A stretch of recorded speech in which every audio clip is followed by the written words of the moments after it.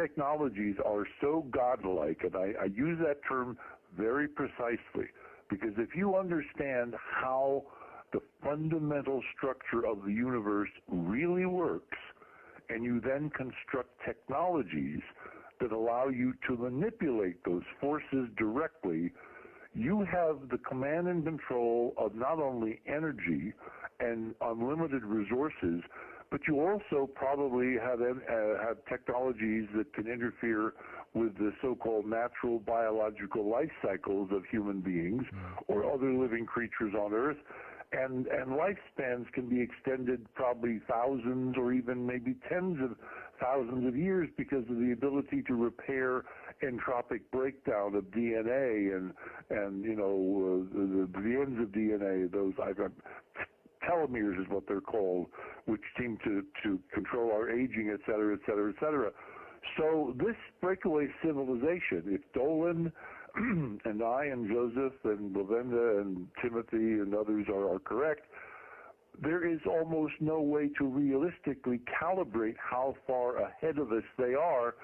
I would say, using our crude historical rule of thumb, they could be 1,000 years ahead of us by now, even though it's only 50 years.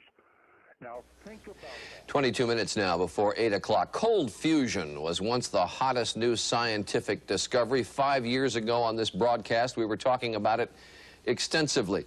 But almost overnight, this revolutionary new energy source was being called a big hoax, and everyone thought that the case was closed. But in an exclusive interview, our science editor, Michael Gillen, discovered that it wasn't. He's with us this morning from Boston to explain. Michael? That's right. Good morning, Charlie. You know, I had to travel halfway around the world to track down the two scientists who were at the center of that controversy 5 years ago. And what I discovered, I think, is going to surprise a lot of people. They became overnight sensations. Stanley Pons of the University of Utah and Martin Fleischmann of the University of Southampton in England. Their simple little device, run on a battery, could produce the energy of the sun in a bottle, at room temperature no less, or so they claimed. But when scientists here at MIT and elsewhere tried to duplicate the experiment, they failed. The whole idea of cold fusion was soon discredited. The story disappeared from the headlines, and Pons and Fleischmann themselves disappeared from the scene. Where did they go? To the south of France, that's where. A stone's throw from Monte Carlo, Saint-Tropez, and the French Riviera. We have to get this next batch of experiments. Pons and Fleischmann now work in a $15 million lab created for them by the Japanese. In retrospect, they recall, they really had no choice but to leave the United States.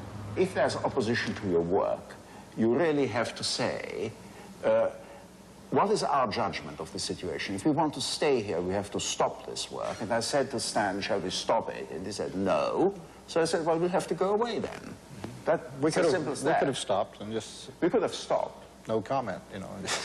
Why didn't you? Well, we didn't want to give this up. We wanted to keep this line of research going. Pons and Fleischmann are now trying to improve and perfect their original device, in which electricity flows into a piece of palladium metal immersed in heavy water. The electrochemical reaction allegedly produces far more energy than it consumes. But as this lab video shows, the devices tend to boil over and dry out after just a short while. We have been able to achieve heat output at boiling point for 15 minutes. So now we have to devise cells which can be maintained under boiling conditions for 3 months, because that is the information which is required in order to develop a technically useful device. So is this the latest version of your cold fusion device, Stan? This is the latest version. It's been running for about 4 days. It has the advantage of condensing, collecting the liquid, and returning it to the bottom so we don't lose it by boiling and evaporation. And how much energy is this baby putting out for you? Right now, about 20 watts. Which is not a lot of energy. No, this is a low power test, which will give us the information we need to scale up to our goal of 10 kilowatts. And how soon do you think you could do that? 4.5 to 5 years. Even though many American scientists say cold fusion violates the known laws of physics and chemistry, foreign investors are big supporters, especially the Japanese. We support the cold fusion research just because there is something unknown, apparently, in it. And I think the right attitude for the scientist is to look for something unknown, unveiled. Back in the United States, physicist Eugene Maloff is editing a brand new monthly magazine on cold fusion, which hit the newsstands just this month. Like anything else, like electricity, like television, all of these things were, in most cases, thought to be totally impossible, never happen in a million years, or if ever, but they all have come true. Cold fusion is too good to be true, but it's real. Cold fusion is becoming a hot topic, Maloff says, investigated with new vigor by hundreds of scientists worldwide. The very first application, we strongly believe, will be a home heating unit, and followed very quickly thereafter will be a small electric generator, which will then get bigger, and eventually, in the real near term, I would say, a few years, I would say, we'll have an electric generator that will power a house. Rather than changing the whole design. Hans and Fleischman say they don't feel bitter towards the United States, only disappointed at what they perceive as the closed-mindedness of its scientific community. The whole system is guided against innovative science. It is only guided to making a better product, not to look at new things, and you are damned for looking at new things. The public in America and the system has to devise a more effective way to do innovative science and technology. If it doesn't do that, America will really slide down the scale. So the two scientists still believe there's something there. Do they have something or not? When we come back, we'll talk further with our science editor, Dr. Michael Gillen, when Good Morning America continues.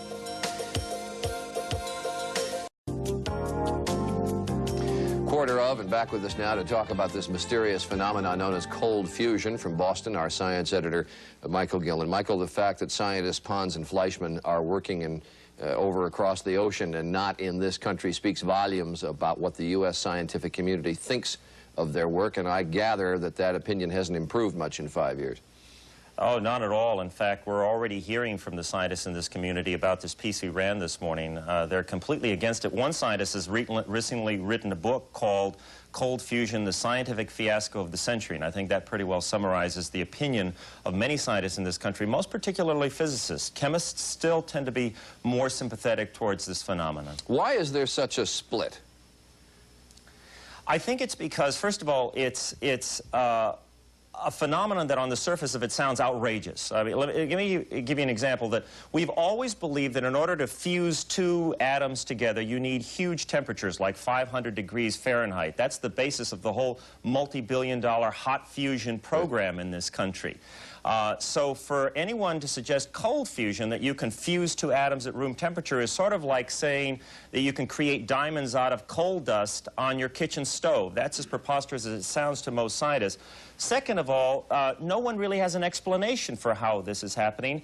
And thirdly of all, of the explanations that are being suggested, most of them seem to defy the known laws of science. And for all those reasons, the camps are really split over this issue. You felt it important enough to go over and talk to these people. It may violate all the laws, all the known laws, but maybe there's something there or not. What do you think? You know, I'm a scientist, Charlie, and I'm a journalist. As a journalist, I embrace the whole concept of free press. As a scientist, I embrace the notion of academic freedom. I'm not here this morning to say who's right and who's wrong. I'm here to say that science has to flourish, has to be allowed to flourish in an environment of academic freedom. I'm just asking, might there be freely. something there?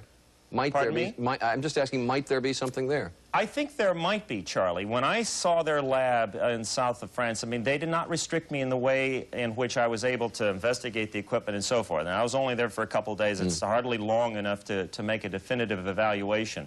But they didn't withhold any evidence. I was allowed to see the equipment, and I'm thinking that they have half a chance of maybe having something here. It may not be the cold fusion they're talking about, but I think there's half a chance that there is some phenomenon here that is unknown to us. Well, potentially, it would revolutionize energy sources. It would get rid of all fossil fuels and give us very cheap energy. Oh, absolutely. I mean, in concept, if this thing works, I mean, you're going to have a source of energy that depends on extracting fusion energy from water. And as you know, 2/3 of the planet is covered by water. So it has the potential of really revolutionizing things. I think these folks just need a fair hearing, and the 2 or 3 years they were given in this country is not hearing enough. That's my bottom line. Well, they're having their chance to look at it, albeit over there and not here. Michael Gillen, thank you very much. It is 12 minutes before the hour. What drives Danny DeVito up the wall or down the wall? We'll We'll find out. Research into the secret life of plants raises some awesome moral questions. Should we, for instance, give up cutting roses in our gardens? Should we eat only vegetables that have died a natural death? And what is natural when we speak of death? The human race has come a long way since Faust sold his soul to the devil. Now we are ready to negotiate with death, to treat dying and death as a disease, and a curable disease at that. In March of 1963, biologists at the University of Oklahoma confirmed that the skin cells of the Egyptian princess Mene were still intact and, in effect, alive. Yet Princess Mene has been dead for several thousand years. Ancient Egyptian priests apparently knew many of the secrets of life preservation, secrets we are now in the process of rediscovering through a branch of science so new that most people have never heard of it. The name is cryonics. Cryonics is a program of extended life. Because of the tremendous gap between the research laboratory and the general practitioner's office, it appears it is no longer appropriate to bury or cremate an individual simply because he is suffering from a terminal disease and has suffered a cardiac arrest. In fact, there is much more we can do utilizing the newest developments and breakthroughs in the science of cryobiology. In fact, cryonics regards dying and death as a disease, most serious indeed, but not necessarily incurable. How do you cure a patient of death? Well, under ideal conditions, a patient would be in a hospital, and just seconds after cessation of heartbeat, death certificate would be signed, constituting legal death. Immediately, the patient's body temperature must be reduced to 0 degrees centigrade just as soon as possible. This is accomplished by usually placing the patient in a cold bath solution and rapidly reducing the body temperature. The purpose is that we are trying to reduce the metabolism. We are trying to slow down the dying process as rapidly as we can. Preparing the body for the second phase of cryonic suspension, which is perfusion, where the body is actually brought down to temperatures all the way down to 300 degrees below zero. This process of perfusion consists of replacing the blood in the body with a biological antifreeze that protects the cells from these very, very low temperatures.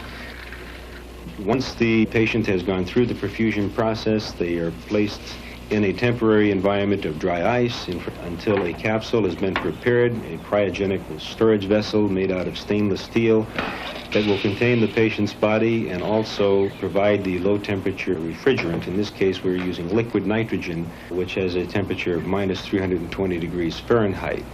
At this temperature, for all practical purposes, time ceased to exist. We are not in the business or interested at all in freezing dead bodies and trying to bring them back to life. In fact, what we are doing is we are slowing down by utilizing low temperature biology. We are slowing down and stopping the dying process just as soon as it legally becomes possible. The churches are very much in agreement with the objective of extending and saving precious life. Here we have a young lady who was placed in cryonic suspension, and actually the church not only agreed with the procedures, but actually provided a Monsignor to come down and bless the capsule in the hope that indeed that this woman could be saved. How did you become interested in this research, Mr. Nelson? Well, as a child, I was fascinated with the phenomena of hibernation, how animals could survive long, foodless, cold winters. Most recently, we had a real example of a human being, a young man by the name of Armando Sacaros, who wanted to escape from Cuba.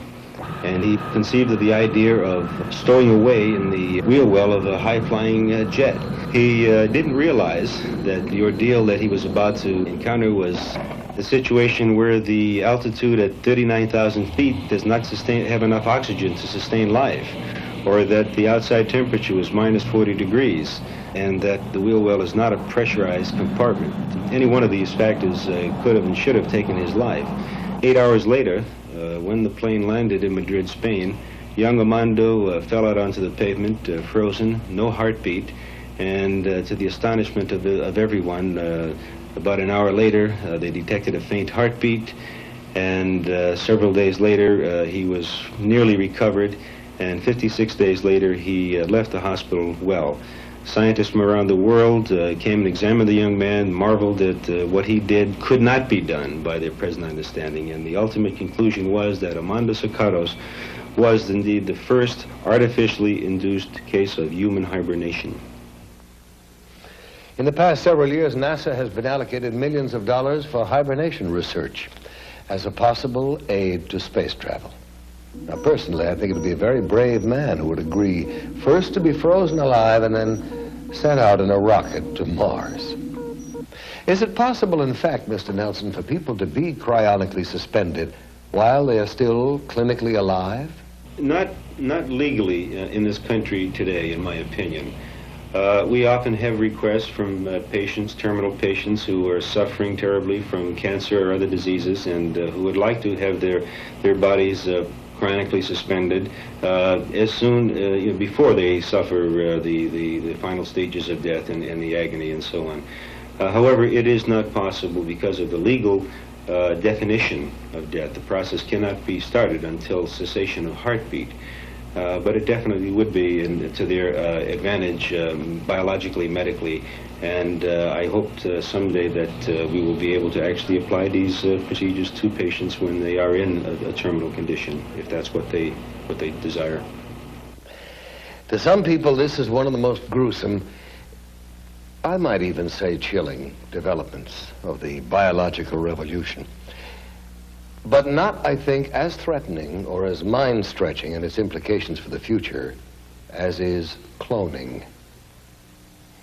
I recall reading a French essayist who suggested that when man is on the verge of creating life, God will return. He will smile wryly and announce, "Closing time, gentlemen, please." You know, not long ago, the concept of growing a whole organism from one cell, asexually, in a laboratory would have seemed impossible. But already scientists are contemplating the cloning of human life. Dr. Richard Siegel, professor of genetics at UCLA, has agreed to discuss some of the ethical, the social, and even the political implications of science interfering with evolution. Dr. Siegel, is it likely, in your opinion, that cloned man will become a reality in the near future? The very definite possibility exists that in the foreseeable future, it will be possible to clone the most complex mammal of all, man himself. We have the theory, we have the scientific know-how. However, some of the very specialized techniques that are required have not yet been achieved. But there's reason to believe that with the concerted effort, some of the barriers that now exist can be avoided. Were human cloning finally achieved, and I must emphasize that it has not yet been done, I think that it would raise some very remarkable ethical problems for all mankind. After all, here would be a group of people who would have no proper father, no proper mother, no family, who would recognize from the outset that they were Xerox copies, as it were, of people who exist or had recently existed. And to contend with this through their lifetimes would present a most difficult problem that would finally have to be dealt with. Whether it would be psychiatric, psychological, I don't know. I would not like to be a Xerox copy myself. Certainly cloning would raise, too, some very practical problems for man. For example, one can think immediately a dictator who could clone for himself a superior fighting force, people that would be virtually invincible as an armed force, people who could be programmed so that they would have no mental blocks against fighting. They would have no question but to go out and kill or do the bidding of the dictator. Now here's another possibility, really very intriguing, but at the same time quite frightening. We can imagine that a very wealthy, very powerful individual might have a dozen or so clones of himself prepared. And these could be kept in storage, as it were, and could be used when called upon as a source of spare parts. For example, when this wealthy old man's heart began to give out, he could get a new heart, a transplant, from one of his cloned copies. And there would be no danger whatsoever of transplant rejection. The heart would be destined to take and would function normally. Similarly, in the case of some horrible accident, if a leg were removed or horribly damaged in the case of the wealthy man, a spare part again could be taken from a cloned copy, and this could be used to function. But here's the question. What do we do with the copy from whom the spare part has been removed? What indeed would we do with all those pieces and parts and almost persons? What would we call the debris? Has man become too arrogant? Do we already believe there is nothing that science and technology could not eventually solve? Are we indeed the new Atlantis? The challenge that confronts us is as enormous as it is exciting. We are ready to tap new resources: telepathy, psychokinesis, Bigfoot and black masses, UFOs and Atlantis, Kirlian photography, cloning, and cryonics. These subjects all have one thing indisputably in common. People want to know more about them, to learn to forge new tools for mankind's future on Earth and beyond. Where are these new concepts and talents coming from? Are they imprinted in us from the beginning? Or are we being programmed from without, in the sense that the Lord once programmed Moses for survival? Are some of us again in contact with angels, technological angels, if you like, who are better at the game and wiser?